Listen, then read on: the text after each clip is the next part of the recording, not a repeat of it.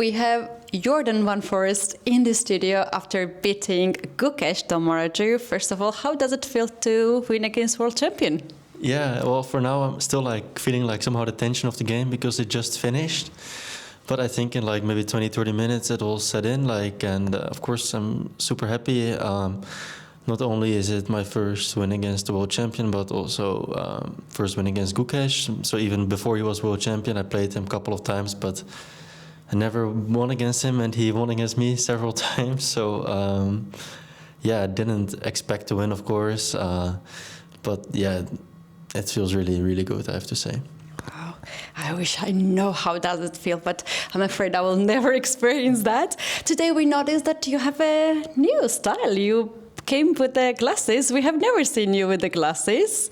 What was the reasoning about that? Yeah, it was funny because Gukeshe was wearing glasses the other two games, but today he didn't. No, we didn't plan that. But I often wear glasses. I usually wear contact lenses, but I often wear glasses just at night or in the morning. But actually, I had yesterday. I did something with my lens and I irritated my eye, and it's still not feeling so good. And when that happens, I just want to give my eyes some rest. So there was really nothing. I didn't go for a new style. I just didn't feel good in my eye. So, and actually, I had something similar happen in Chennai Masters earlier last year. And also then I played 2 rounds with glasses on. So it's not my first time. But yeah, usually I always wear contact lenses. But sometimes when something happens with the eye, I prefer to take it easy, and it doesn't make a huge difference for me, so yeah. Okay. I also want to ask you if you're superstitious, because a lot of players are, and if you're going to wear the glasses for remaining games, because that help you to win against world champion? We'll see how my eye does. Usually I feel like I prefer without glasses, actually, because somehow the frame, I like to think like this, and it gets a little bit in the way. It doesn't make a big difference. And no, I'm not really superstitious or something, but yeah, we'll see, I guess, tomorrow. I don't know yet myself, so yeah.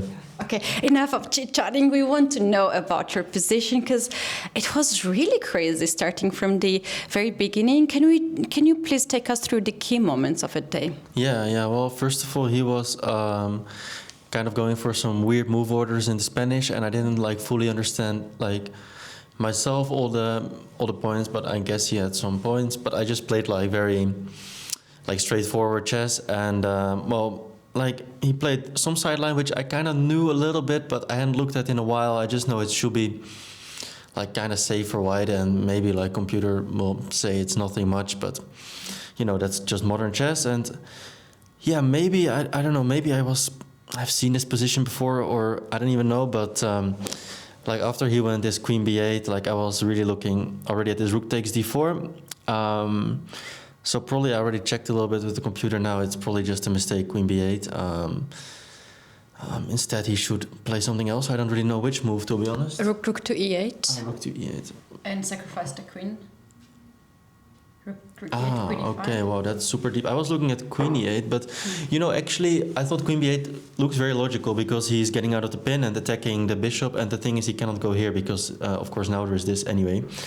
So after this, I spent a lot of time on rook takes d4. It looked so tempting, but at the same time, he was looking rather calm, and I was like, am I missing something? But I didn't see it, so I thought I have to go for it and see what happens. And then when he started thinking 5, 10, and then 20 minutes, I was like, okay, yeah, then it's probably good for me because he spent so much time and he also couldn't find something. Initially, I was a little bit worried that I blundered something because I'm down a full rook, but I guess I didn't, so... Did he make this queen b8 rather fast, or he took some time? Because we had also impression that he had this poker face and he was very still during... At some point, he started to be very nervous. Well, yeah, queen b8, he spent 10 minutes. Maybe it was the first move out of his prep or something, I don't know. But I wasn't sure, maybe he's just remembering or something or maybe he's even setting some trap, I don't know. So I wasn't really trying to think that much about what he's thinking. I just tried to calculate rook takes d4 as well as I could, and I didn't see any good defense for him, so that's why I went for it, I guess. And then the game was pretty long. And are you happy how the rest of the game went? Because you also used a lot of time to proceed the position, and Gukesh also put up such a big fight, right? Well, first of all, I think he found what I thought was the best defense after rook takes d4. Like, there were a lot of lines to calculate, but what he did, maybe it was losing, but it was super hard for me to refute over the board. And finally, I went for some position I was really not like all that thrilled with. Like, I thought I should have had something better, which I probably did, as I already saw with the engine. But it was hard for me to figure out all the details, and also like time went down. But after I went for just maybe one more move, after I went for queen e3 here, I was really thinking he would take and then bring the knight to e6. And then he's kind of solid, and it's really hard to break. But when he allowed me at least this move e6, I was kind of happy that now my bishop will play as well, and the position opens up. It should be good for my bishop at least. But you know, at the same time, I was kind of down under like time pressure, and he was playing fast. Maybe he was playing too fast because he made some inaccuracies as well, I think. And then actually later on, maybe it was still like a huge fight, and here. Oh, sorry, that's I'm terrible. That's fine. Okay, I'm sorry. Yeah, here I was thinking he should go a4, which is actually the best move, and I wanted to play bishop d1, but it's still very unclear if white is winning or not, and at least after he went for what he did, I got like 3 passed pawns, and I thought like things should be working out for him, although it's, for me, sorry, even though things are still tricky, but yeah, I think I played well from there on.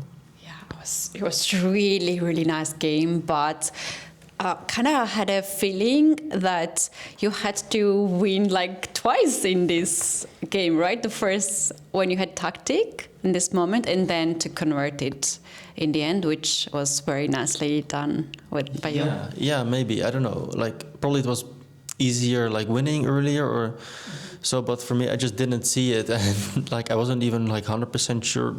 Like during the game, if I missed something like big, I felt I did, but I just couldn't find it, and that's why I played like this. At the same time, I always knew like I'm up a pawn, like there's really no risk. Worst case, it's a draw, but you know, for him the defense will be always very difficult, even with best play. So I was happy anyway with the position always, and for me the main problem was a little bit the time, but. Yeah, with such a position, it's not such a big factor. You know, you can always make some kind of safe moves. Mm-hmm.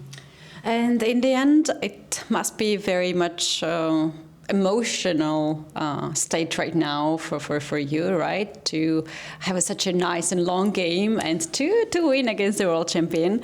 What will be the plan for the evening? How you're going to like rest and maybe prepare for tomorrow, because tournament has just started.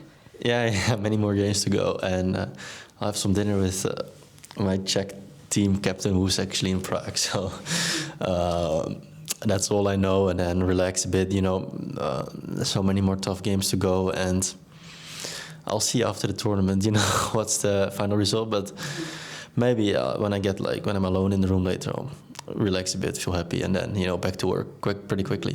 Mm-hmm. All right, thanks very much for giving us really good games. We really enjoyed your first round game was very, very nice. So best of the luck, and hopefully see you in our studio again. Yeah, thank you. Okay, bye.